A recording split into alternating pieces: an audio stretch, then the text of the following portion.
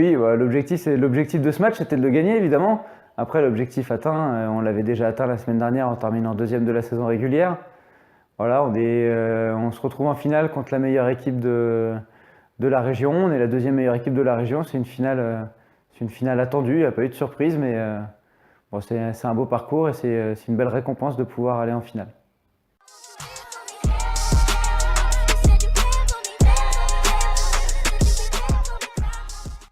Bah, Saint-Pantaléon, on sait que Saint-Pantaléon est vraiment tenu par Broussou en attaque, puisque enfin, ils sont très dépendants de lui sur l'attaque, il se crée beaucoup de shoots, il met beaucoup de points.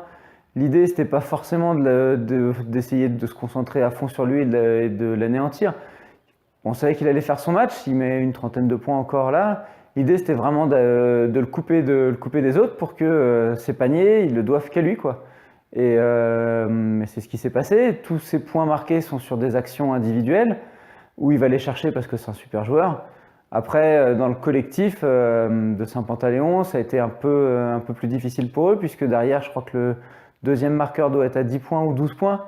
Donc voilà, nous, l'idée, c'était vraiment de faire de notre mieux sur Broussou, et puis ensuite de faire en sorte que les autres ne puissent pas s'exprimer.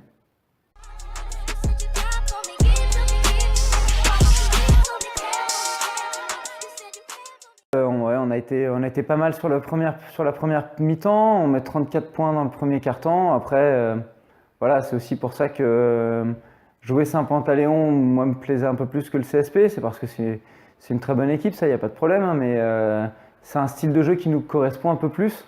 Et donc, du coup, on a pu imposer notre jeu, notre rythme dès le début.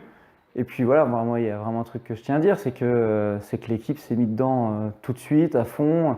Les gars étaient super concentrés. Et après, c'est pas difficile de coacher ça, mais j'ai pas eu besoin d'insuffler de l'envie, pas besoin de crier. Enfin, tout le monde était super concentré, beaucoup d'envie, beaucoup d'agressivité et surtout beaucoup de solidarité. Donc, ça nous a permis de nous mettre sur de bons rails pour pouvoir faire ce match.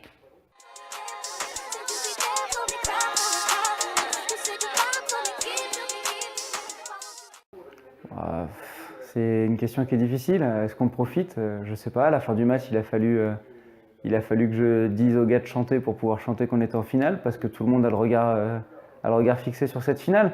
Ah, nous, on a un groupe qui s'emballe pas. On sait ce qu'on veut, on sait ce qu'on vaut. Le groupe vit bien. Il n'y a pas besoin d'en faire des tonnes pour que ça vive bien. Le reste, ça regarde personne. La vie de l'équipe, elle est importante. Donc voilà, on a un groupe qui vit bien, on veut toujours plus. Donc l'étape du dessus, il n'en reste plus beaucoup. Hein. Il va falloir aller battre les PTT.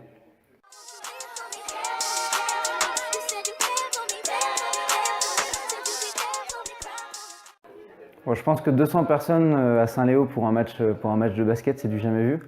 Voilà, c'est notre président, hein, Patrice Pex, qui fait un taf incroyable sur la communication, notamment avec Yannick Fedel, mais il fait un super taf depuis qu'il a repris la présidence. L'évolution de Saint-Léo lui doit énormément. Voilà, on fait un match, il y a 200 personnes ici, c'est génial, il y a de l'ambiance, il y a des ballons qui sont donnés, des ballons noirs et rouges, il y a des trompettes. Enfin voilà, c'est une vraie fête du basket en plus d'un match.